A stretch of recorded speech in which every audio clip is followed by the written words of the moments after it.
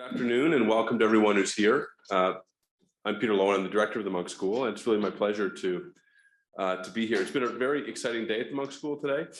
We had the president of a very small country, President Kurz of Estonia, came by today, and we just had a great panel in which Professor Cheng did participate along with Dr. Shih and with Cheng and Diana Fu. And now we get to hear about this remarkable book, really the what is now, and I think will be for a long time, the authoritative personal and political biography of Xi Jinping, the leader of the world's largest country, written by a kind of homegrown U of T person, though he didn't teach here, but we're really, really pleased to have him here. You did. You did. And then went to Western, which is a university down the road, which is a very good one. But nonetheless, we're very, very glad to have Professor Cheng back and to be joined, and have him joined by two really remarkable colleagues, Lynette Ong and Victor Falkenheim.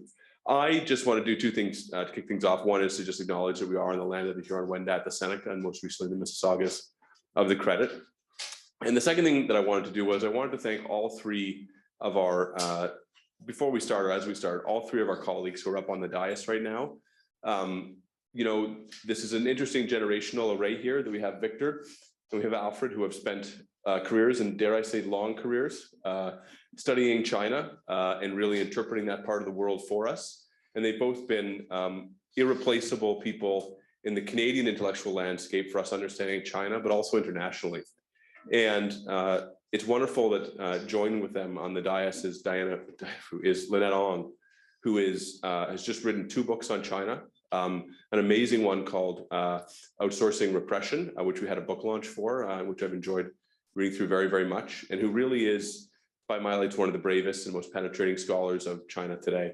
So for Lynette and Alfred and Victor, it's really my pleasure that, and our honor that all three of you are here. I thank you very, very much for joining us. And I'm going to turn the podium over with your very, very warm welcome to Professor Lynette Ong. Thanks very much.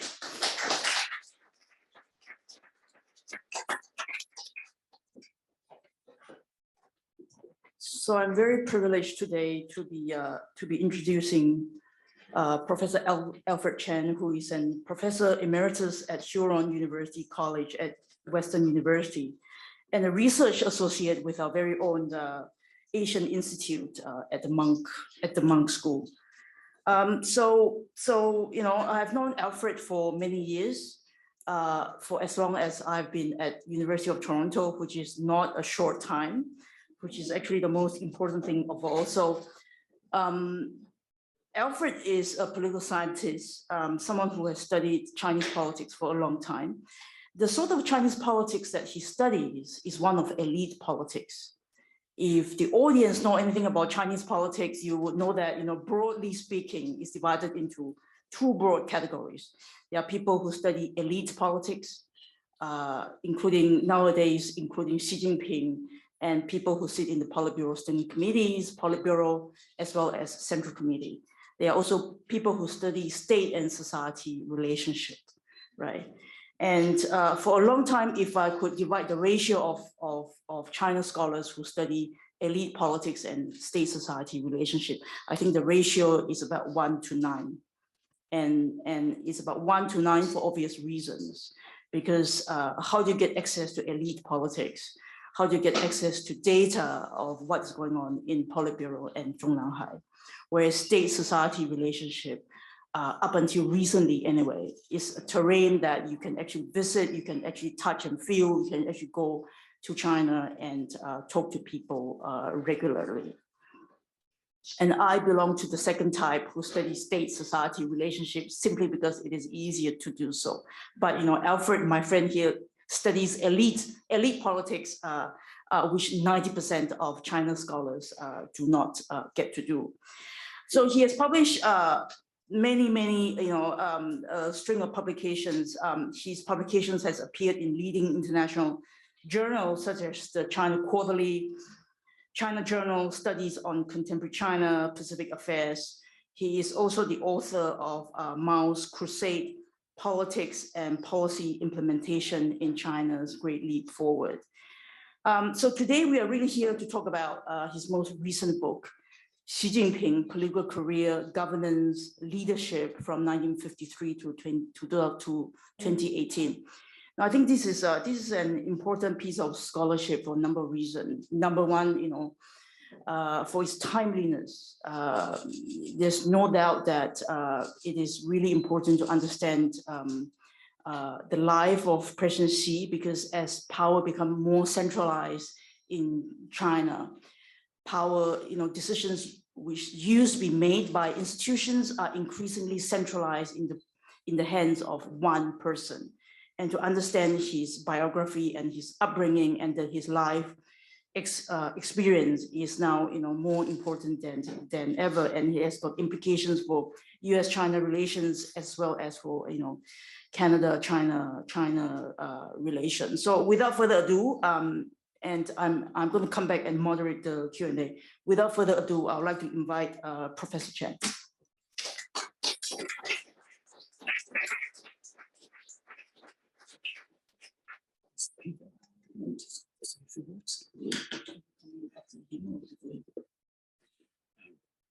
I think the plan was after. Yeah.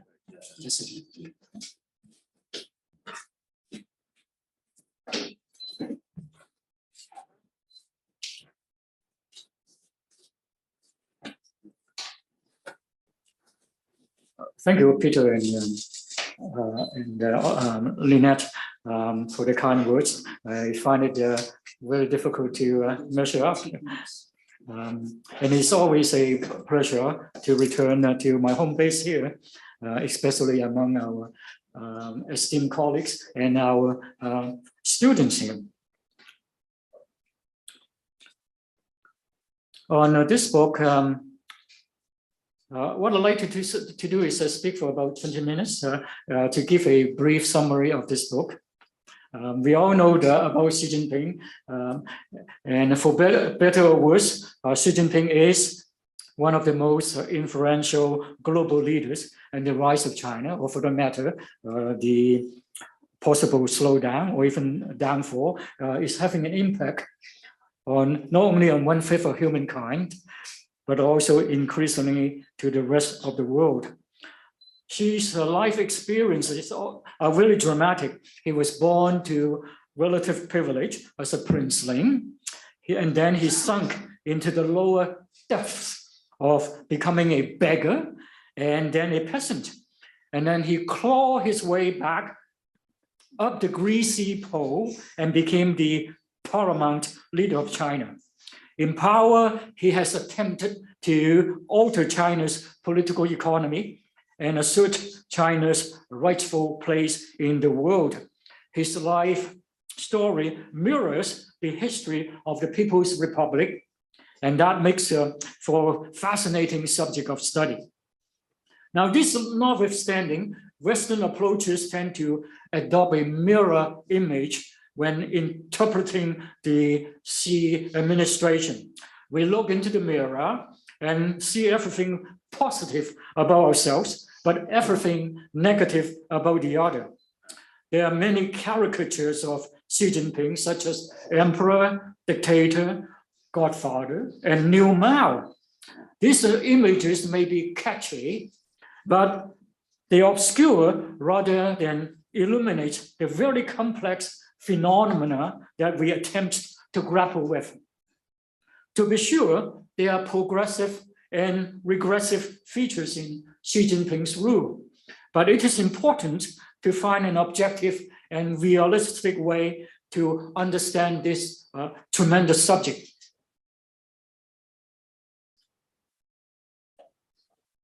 And that's why I picked a multidisciplinary, comparative, and social scientific approach. I draw on the conceptual and theoretical literature from a large number of disciplines, which include comparative politics, international relations, public administration and policy, leadership, governance, and revolution study. I try to combine history, economics, sociology, and politics in my analysis. Now, I may be criticized for dabbling in too many theories, and I may be criticized for being a jack of all trades and master of none. But my view is that these approaches capture the totality, this multi-layered analysis, and contextualize knowledge, captures the totality of the phenomena and yield more explanatory value.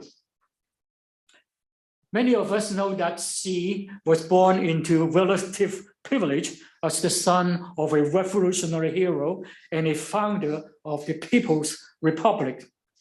But the entire Xi family suffered wrongful persecution, especially during the Cultural Revolution.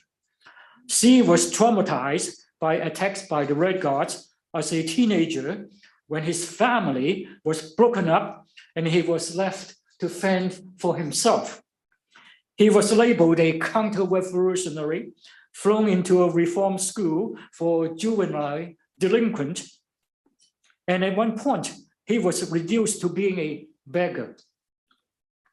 Childhood and adolescence trauma may have left an indelible mark on Xi's personality, his worldview, and may explain his fear of chaos and instability.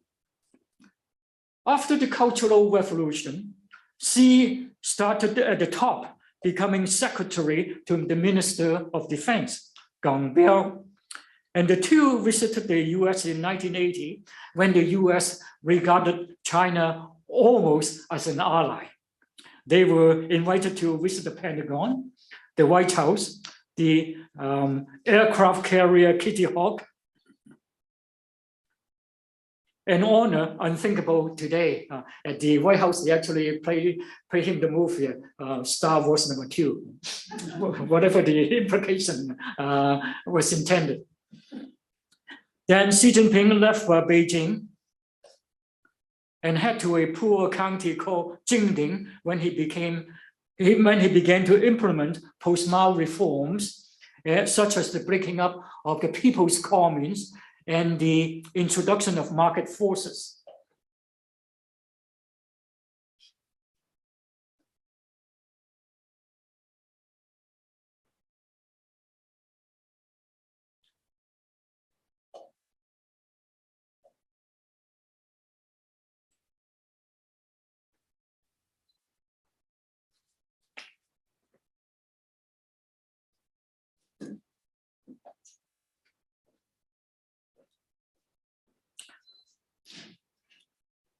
What followed was a career located in China's fastest growing coastal areas. He spent 17 years in Fujian, and it was a long haul. There, he headed a special economic zone where Beijing experienced with opening up to the outside world. He then worked in the prefectural and provincial levels, dealing with issues of poverty and underdevelopment, opening up to Taiwan, and so on. There, he earned a reputation for being tough on corruption. Now, to give us a context about China's development at that time, the GDP per capita in the 1980s was perhaps only $300 US. And in the 1990s, that increased to about 600. That's the economic context we need to know about. Even in the 2000s of this century, China's GDP per capita was only about $1,700. And in the 2010s, it was $8,000. And this gives us a certain impression of what kind of situation China was wrestling with, underdevelopment, poverty, and so on. Now, the 5 years that Xi Jinping spent in Zhejiang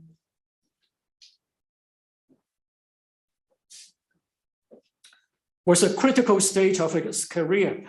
Zhejiang was one of China's richest provinces, and like Fujian, private enterprises were and still are the backbone of the economies. That's really unusual in compared to the Northwest and in central China. And because of the advanced economic development, many political, economic issues emerged here first in Zhejiang, and Beijing has regularly used Zhejiang as a laboratory to try out central policies. Here, Xi experimented with a number of policies, such as limited and surface-oriented government, the rule of law, rural development, and anti-poverty. Most importantly, he developed a new developmental model, rejig government and market relationship, and improve the relationship with Taiwan. I have the pleasure to remember that I gave a paper on this subject several years ago, right here at the Munk Center. Xi then spent 7 months in Shanghai as party chief to clean up a corruption scandal there. Right after, he was inducted into the Politburo Standing Committee, became vice president, and effectively the heir apparent in 2007. In these roles, he was in charge of crisis management, dealing with managing social and ethnic unrests, the Beijing Olympics, and party and military affairs. To groom him, the party center dispatched him to a series of foreign visits, which gave him exposure. By 2012, the top leadership finally decided that Xi was qualified to take the post of general secretary. Altogether, it took him 40 years to finally reach to the top. In the first part of the book, my approach was more biographical, chronological, and historical. But in the second part of the book,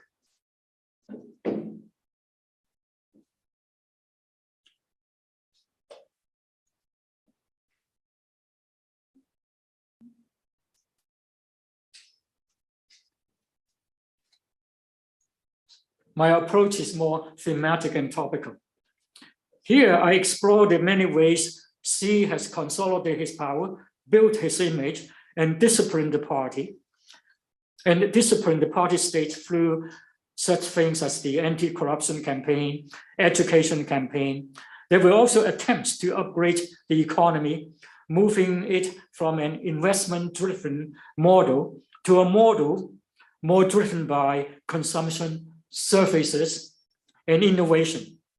Other goals include qualitative and sustainable growth. He also attempted to recalibrate foreign relationship, emphasizing economic integration, enmeshment, and interconnectivity. The Belt and Road Initiative is a very good example.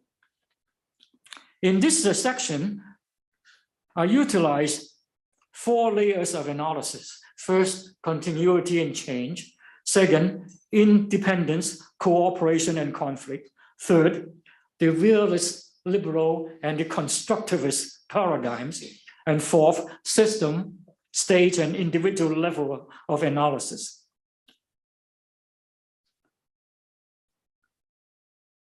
On military reform, Xi aimed to transform the PL-8 from a Soviet-style model dominated by an overstaffed ground forces into one with a joint command structure, more along the US model. The 13th Party Congress, National People's Congress, China's parliament and executive conference, effected a large-scale overhaul of the government apparatus intended to improve coordination, efficiency, and capability. My analysis stopped at 2018, but I tried to bring the issues up to date as much as possible. Among the many takeaways of the book, I will have time to summarize only a few. First, Xi's life and career mirrors the turbulent history of the People's Republic over the past 70 years. He has witnessed revolution, reforms, and the transformation of China from a poor and underdeveloped country into an upper middle income country. The GDP per capita finally reached today around US $1,200. And the very stage of his career has allowed me to explore the different stages of China's development and the various zeitgeist of the time.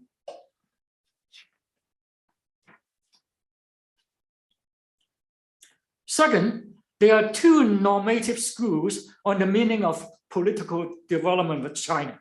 The first one prescribes that China should follow the Western footsteps and adopt a Western style of liberal democratic system, especially the United States style of separation of powers and check and balances. Very few writers, even including Canadians, would ever imagine that China would take a parliamentary model with a fused executive and legislature, or adopt a more unitary version of the British model. The second school focuses on good governance. That means accountability, efficiency, mobilization, and the provision of public goods such as economic growth and the rule of law. Now, since Beijing persistently refused to take the first approach and subscribe more to the second model, it should be judged more by the extent to which it has achieved or departed from the second model. Another useful concept I find is the concept of so-called good enough governance.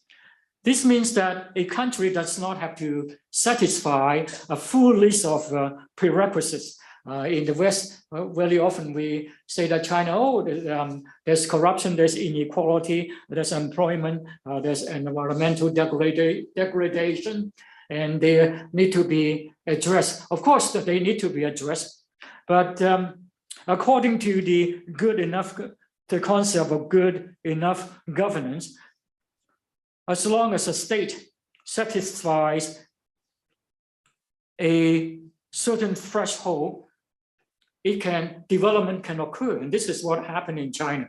The extensive list of requirements about China is unrealistic. Thirdly, I argue that the leadership in developing countries is really the key for advancement. Apart from the modern and high-tech exterior, in many ways, China is still a developing country. In developing countries, institutions are weak. Leaders must build institutions from scratch, and the handling of weighty matters, such as war, peace, stability, development, is contingent on the skills, competence, and intentions of the leadership. The leadership is more responsible for societal outcomes. It is expected to tackle simultaneously the tasks of national building, remolding of political culture, and the forging of a new national identity. Much of this is taken for granted in developed countries. In China, there is also a very long tradition of state control and political culture of dependency. Citizens do expect material gains, political freedom, and economic choices. Generally, leadership is tougher in the developing countries, especially in an age of intense globalization. Not only does it have to contend with rapid and unprecedented changes that bring about serious dislocation, it has less of a cushion to maintain the physical well-being of the population.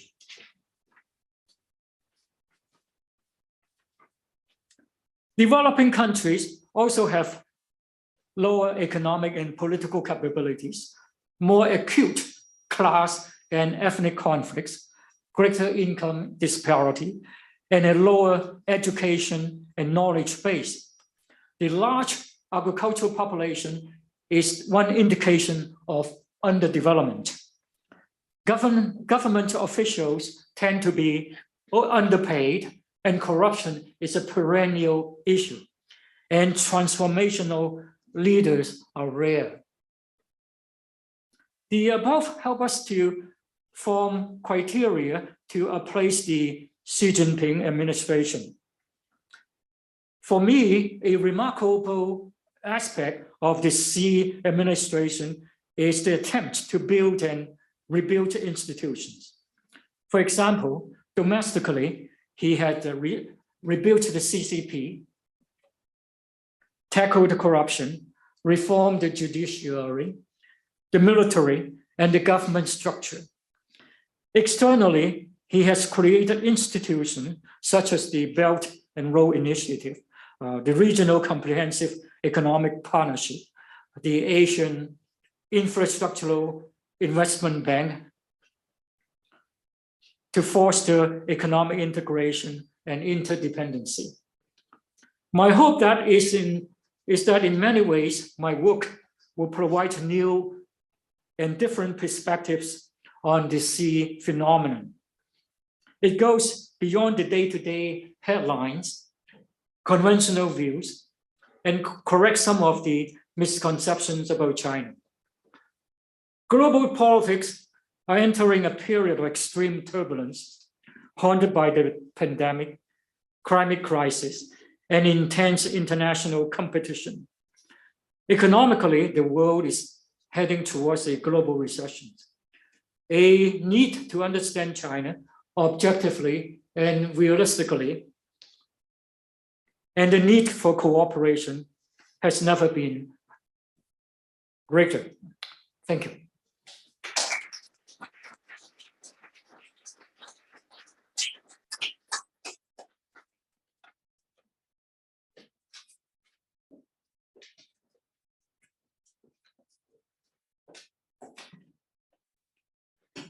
Alfred, thank you for that splendid presentation and for the book, which is a remarkable achievement. So I'm here principally as a part of an expression of sort of Alfred's Confucian filiality. I supervised his PhD when he arrived at this campus some 40 odd years ago. And so what I'm prepared to just offer very simply and quickly is a bit of a reminiscence. Alfred came as one of a number of really brilliant students from Hong Kong, culturally, linguistically, enormously well prepared for study. And Alfred was among the most distinguished of that group. And what I recall most sort of in our early encounters was his scholarly ambition.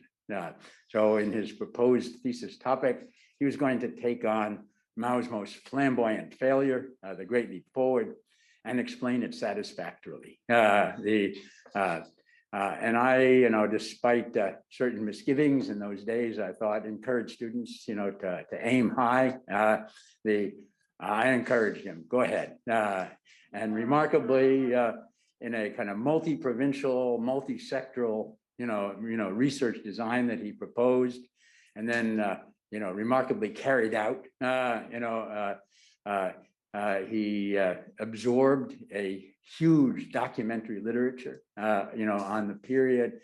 And out of that came a great contribution to the Maoist crusade. And I think one of the more long-lasting interpretations of what actually happened on the ground. So it's a brilliant, book. And so it's no surprise that, that this achievement today, it sort of reflects his strengths as both as a social scientist, and as someone with a bewildering appetite for consuming kind of turgid Marxist literature and turning it into, important insights into the nature of politics in China. So the congratulations. I'm delighted to be part of this this discussion, and I'm going to leave you with 3 questions, but I don't, want to sort of anticipate the audiences as well. So just keep them in mind. So, in light of the widely expressed fears that Xi Jinping is a second Mao, my question is, to what extent do you think Xi's policies are driven by ideology, and how might that be defined? So does Marxist ideology play a kind of driving role, or alternatively, how best else to explain his vision for a rejuvenated China? And secondly, it's frequently argued that the Achilles heel of the current regime is over-centralization of power, and the fear is that in an excess of hubris, Xi Jinping will commit the same kinds of radical policy mistakes that characterize the Mao period. So I'm interested in, are there safeguards? Are there guardrails? And particularly, are there guardrails internal to Xi Jinping himself? That would allow us to basically, dispel, some of these more apocalyptic expectations about what might be the consequences of centralization of power. And my third question is, so your book is even longer than Ezra Vogel's classic study, of Deng Xiaoping. Deng Xiaoping, that study was in fact translated into Chinese, became a bestseller in China. So my question is, have you been approached by Chinese publishers with a view to translating this work? Anyway, Alfred, thank you.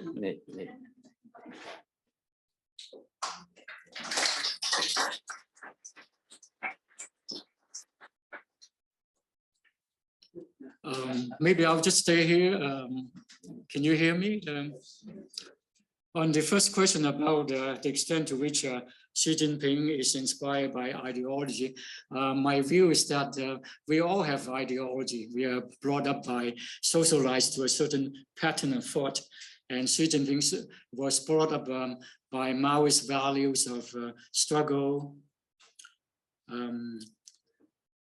self-reliance, egalitarianism, athleticism, and also voluntarism. Voluntarism in the Maoist sense, it doesn't mean to volunteer work, at a private, or give one's energy or time. Voluntarism means to do things even before the objective conditions are there.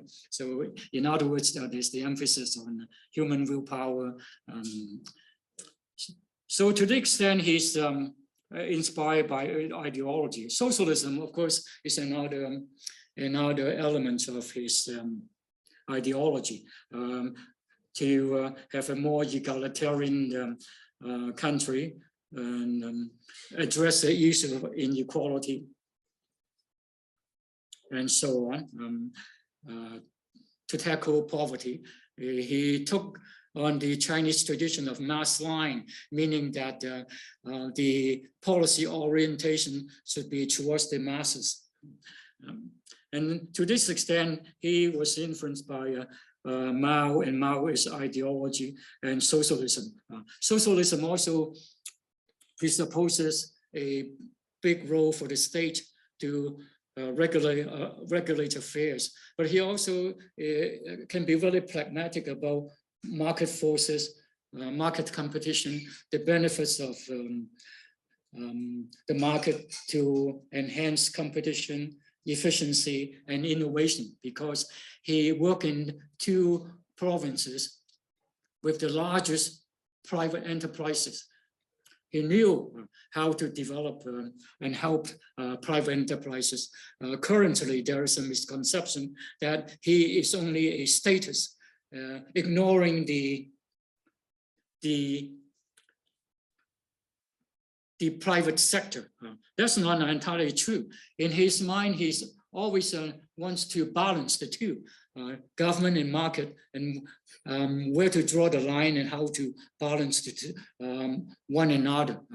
For example, one of the often quoted saying, even according to Xi Jinping, is that 60% of the GDP in China is contributed by the private sector. The private sector contribute 70% to innovation, 80% of urban employment, 90% of the new jobs. The Xi administration is very cognizant of the importance of the private sector. And when the foreign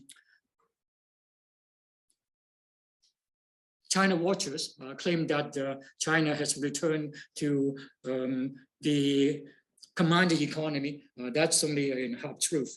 Many of them came from the perspective that from the multinational corporations, for example. And what they would like to do is to have China to have a big bang liberalization, so that it's easier to do business in China. So, so this is the aspect of socialism in Xi Jinping's thought. A new Mao, Xi Jinping being a new Mao, and this is another misconception, I think that's fairly prevalent among the Western observers. Xi Jinping and his family was a victim of the Cultural Revolution. Xi Jinping was never a red guard, unlike virtually everyone of his generation, the so-called 50 generation. And he certainly included the Cultural Revolution as part of China's decay and the disintegration into chaos. And in political style, he is very different from Mao. Mao distrusted the party. He thought that the party was a huge bureaucracy that had turned against his initiative. And the Cultural Revolution was largely Mao's attempt to purge the party, to make it more amenable to his wishes and more amenable to the interests of the general population. Xi Jinping cannot be more different. For Xi Jinping, the party, the Leninist party, the vanguard, is the most important instrument of leadership. He no longer subscribed to the Marxist-Leninist concept of class struggle,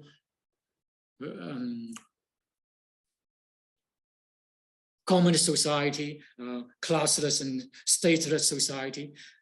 Essentially, he retained the Leninist concept of the party as a small, committed, disciplined vanguard to spearhead change and development. So in this sense, he's an uber-Leninist, unlike Mao, who was willing to destroy the party in order to build things anew. Xi Jinping relied on the party to pursue all kinds of developmental groups. And so to this extent, he's not a new Mao. And even cultural personality, we often say that Xi Jinping has developed a new cultural personality, but we do need to have more nuance about what a cultural personality is. The cultural personality under Mao is significantly different from the lionization of Xi Jinping as today. In Xi Jinping's time, in Mao's time, Mao's word was law. Everyone hang on to his few words, and Mao's few words could mobilize millions. And in Mao's time, the literacy rate was only about 60%. Today is 98%. The Red Book was the gospel of the Mao's Cultural Revolution, but today you are more likely to see a Chinese holding a cell phone than a Bible. So and the cultural personality of Mao depends on charismatic authority, charismatic authority developed from being founder of the state, a long revolutionary. Xi Jinping does not have that kind of authority. But certainly there's a lot of lionization of Xi Jinping. It doesn't rise to the level of Mao's cultural personality. So that's a remarkable difference.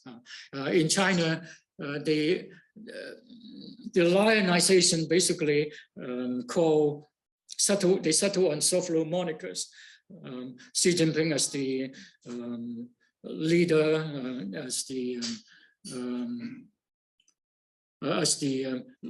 leader, but never as a charismatic leader.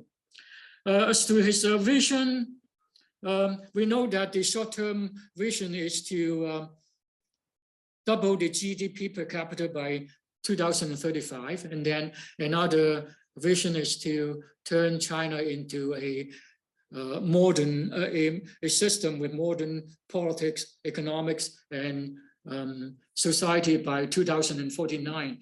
Now, the very often ignored is the assumption. The assumption of rejuvenation is that currently China is either in an old age or in obsolete, and that China today is still pre-modern. It will require 2049 to achieve real modernization of China's political, economic, and social system. And in this sense, Xi Jinping looked at reforms as an endless process with no end. We are not talking about an end of history, end of the vision. Now, on the second question of the centralized leadership as an Achilles heel of the Chinese system, yes, it can be very worrisome when the entire system depends on one person. What if he dies quickly? Who would become the successor? He has appointed a small group of advisors. Are they all yes men? Would decision-making be afflicted by the groupthink process in the Politburo? By the groupthink process, we mean that in a small cohesive group, there's a tendency of the members to basically agree to the dominant leader. Those are the real danger.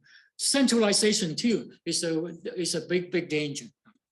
So apart from hubris, of course, is a major problem.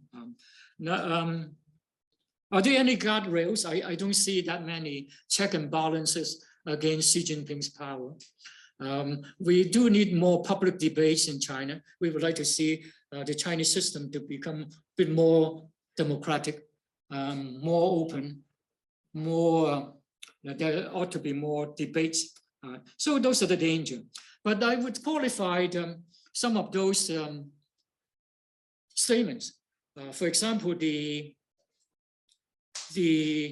misperception of one-man rule. This is one of the things that we also said about China.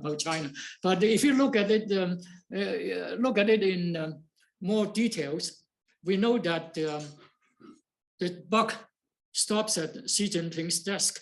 But in terms of policy formulation, policy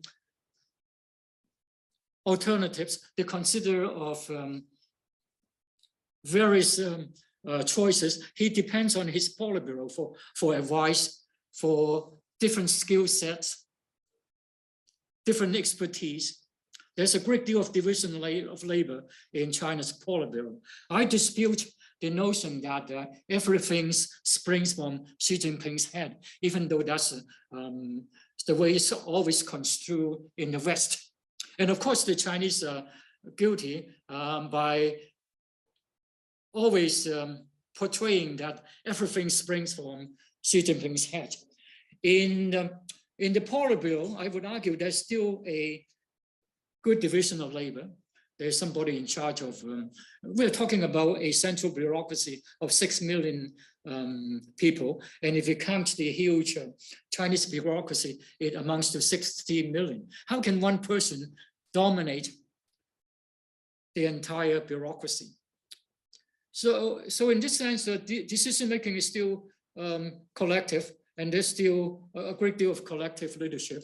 I think the best way to conceptualize about the Chinese system is an augmented first among equals. There's a great deal of divisional labor.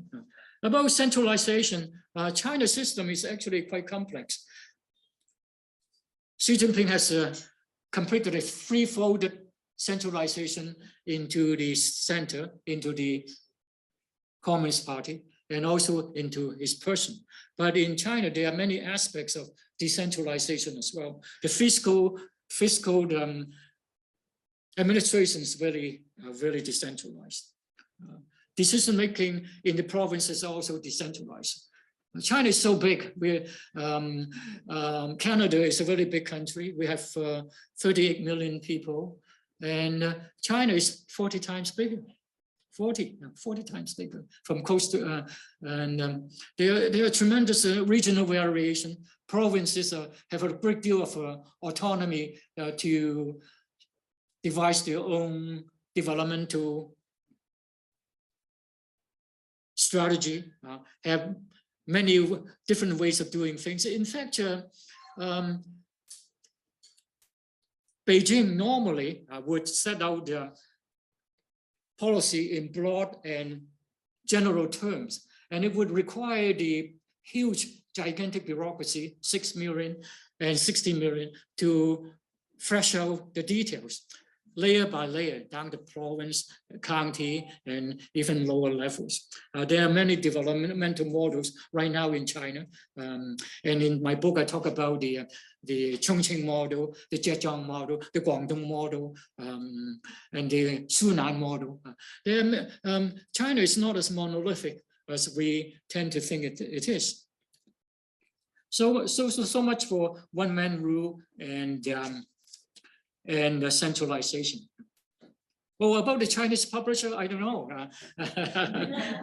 The publisher did ask me if I have any interest of have it published. And some years ago, I wrote an article, and it was translated into Chinese. But when the what was the article about? It was a long time ago.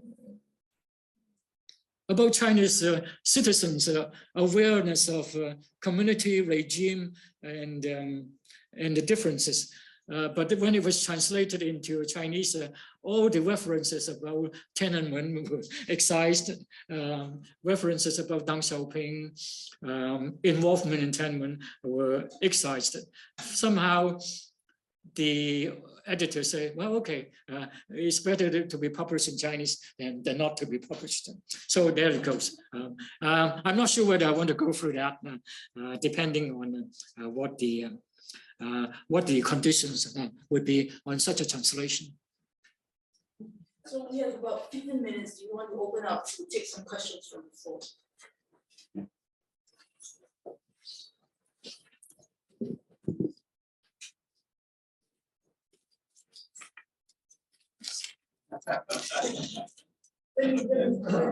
Let me mark it. If you could introduce yourself, the gentleman at the back. Yeah. My name is Miroslav Marino. I have a question about the recent event. If you remember, during the latest party congress, the former Secretary General Hu Jintao was forcibly removed from the meeting. And since at such event, nothing happens by accident, what is your opinion about that? Is there some kind of internal struggle in the Central Committee or something else? So Thank you. why was Hu Jintao removed from the party congress when the foreign media just stepped into the congress? Yeah, that's an interesting question. I think that's the issue has gathered a great deal of publicity around the world, right? We really need to know something about the peculiarities of Chinese political succession. It is basically a staggered succession, and it is more like a relay race. Leaders would arrive level from level, and in order to go up to the top level. Is unlike our electoral system, we have one emeritus replacing the other, and with different parties. But in China, the political succession is step by step, staggered. And there's also cultural differences too. Older leaders are allowed to be involved in the selections of new leaders. In fact, the new new Politburo often are picked by the old Politburo. It's not totally newly elected. And long retired leaders would also be allowed to have a say of the new leadership. And hence, and that's why the Hu Jintao long retired. He retired for 10 years. And he would be sitting beside Xi Jinping. And in our context, can you imagine when Justin Trudeau would pick his cabinet, and he would have Stephen Harper sitting beside him, looking over his shoulder and pointing about who to pick. So we cannot imagine that. Now, Hu Jintao sitting next to Xi Jinping, of course, is a very symbolic matter to show continuity. He really has very little impact on the new makeup of the Chinese Politburo. And I don't think he has any intention to interfere with Chinese politics. He's been retired, what the Chinese call cleanly, 10 years ago, and he's not known to have the ambition to interfere with Chinese politics, unlike the Western analysis that all Chinese politicians are power maximizer. They are not necessarily so. Some would retire gracefully, and like Hu Jintao. So there was a great deal of misunderstanding about what's happening. His removal, maybe he was a little bit surprised by the selection of the Central Committee and the Politburo, or maybe there was also health reasons. But I don't think there was an intention for him to interfere with factional struggle or in Chinese politics. Then it's not in line with Chinese party discipline. I hope that explained the situation a little bit clearer. Gentleman over there. My name is Jim Crimmins, colleague of Alfred's at Huron University College. Alfred, I'm really intrigued by your mention and explanation of Xi's vision for 2049. And you spoke about the modernization of China as being one of his, obviously his expectation. And I suppose in terms of the economy and society, it's perhaps easier for us to understand what that might actually mean. In terms of technological change and further liberalization of the economy and the material benefits that presumably would accrue to the Chinese people. But when we think of political modernization, then the sort of the idea that modernization is a kind of a euphemism for Westernization strikes me as being very odd. The idea that the Chinese Communist Party has struggled all this time to produce a political, a liberal political society in China doesn't seem to ring true. So I'm wondering whether there's something else to or more or different than I'm imagining in terms of Xi's vision of the political modernization of China. political modernization, as I mentioned, in the West, there are two schools of thought. One is that China ought to follow the Western footsteps, and a lot of assumptions of Western analysis that China would do well to adopt the American system in total. But for us, you just imagine if we pick up the American system and plunk it into China right now, see what happens. And we know there will be all kinds of conflicts and fragmentation and all kinds of things that go with the current issues of American democracy. And that's why many would look at the second options, that is to say, the introduction of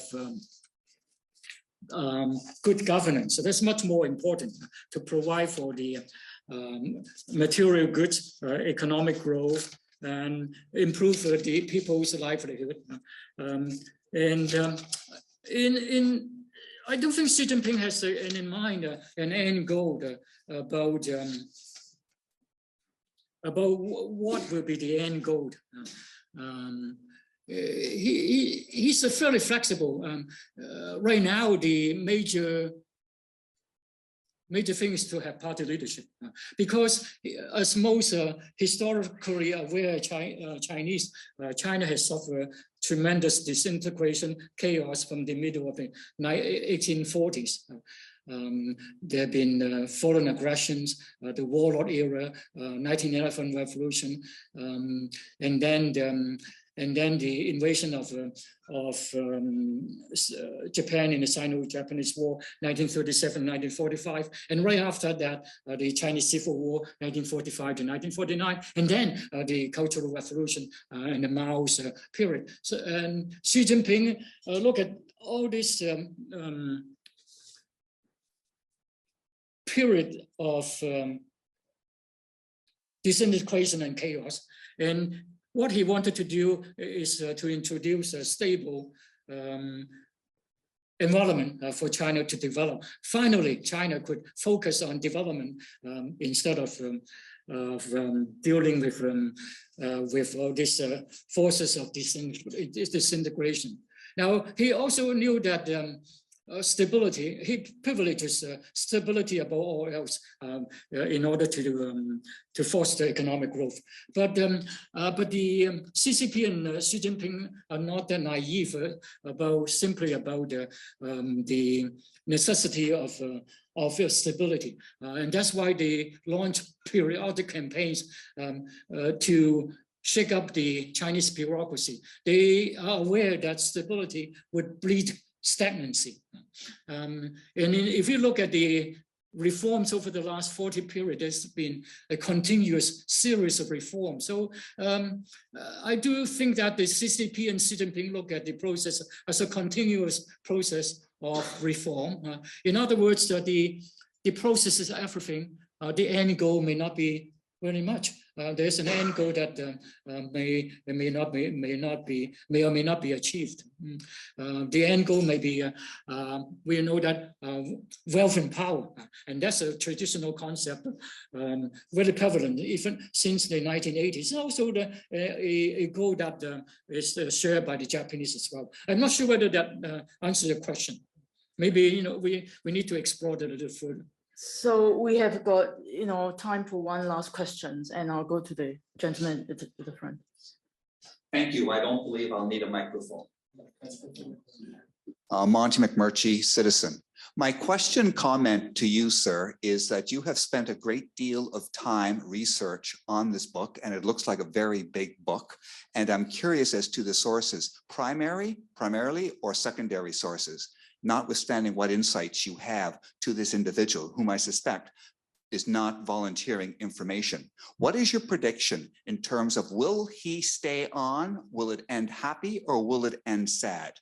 Because he has to see what is happening in Russia, because Putin, surrounded by his yes men, is in a quagmire. And to me, the only verdict for Putin is what I call the brass verdict. Okay, about the sources, there are actually many sources to study China. the government official and unofficial sources, their memoirs, their official histories, and debates in the media. And all of those, there are thousands of books. If you go to China, you go to those so-called book cities. There's information on a whole range of subjects. In fact, there are icebergs of materials we can talk about. So that's the first source. And the second source is, of course, all the archives collected in the Western libraries. And a third source is diaspora analysis. There are books, articles, 24-hour data emanating from the diaspora, talking about Chinese elite politics, who start doing what to whom. There are many high quality publications by knowledgeable insiders, but there's also a great deal of speculation, fake news, and so on. Western intelligence too collect a lot of sources, US and Taiwan. There is a huge enterprise. There are listening posts all around China to monitor daily news, local news. They detect movement of the troops. And just a few weeks ago, the American intelligence published a detailed record of China's rocket forces, which is an important branch of the PLA, with all the details of maps, addresses, names, positions. And this is just for public consumption. We do not know how much they keep for their own use. But so, in other words, we have a huge amount of material to work on. For my purpose, I try to avoid the current lionization of Xi Jinping. I would go back to the archives materials that happen concurrent with the events that I described. For example, if I described Xi Jinping's career in Zhejiang in Fujian in the 1990s or the 1920s, I go back to the material in the 1990s, 1980s, the contemporary material, in order to add to my analysis. And of course, with this huge mountain of material, we still read between the lines. We still have to collaborate them with other evidence, and we need to use our common sense, and we need to situate them in context. And in this way, we get a better picture of what's really going on. Okay, so I'll insert here, and with my own question, you could provide a brief answer for. So with centralization of power going on under Xi Jinping, do you think within the elites, is it now the likelihood of an elite split, is it lower or higher than 10 years ago under Hu Jintao? In other words, how stable is the regime at the elite level?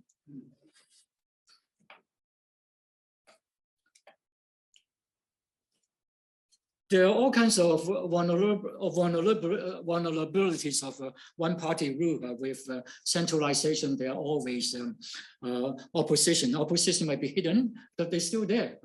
In any political system, there are oppositions. And right now, the opposition, because of the atmosphere, most of them are hidden.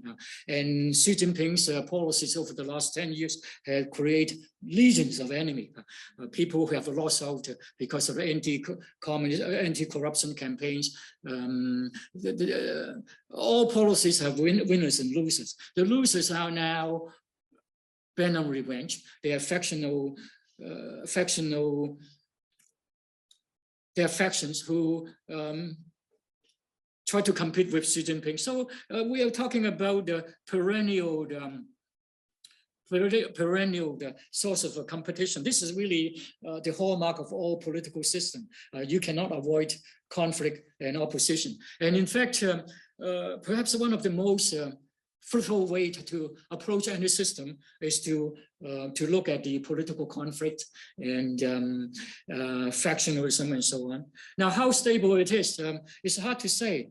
The system has strengths and also has vulnerabilities, depending at which particular juncture they are more powerful.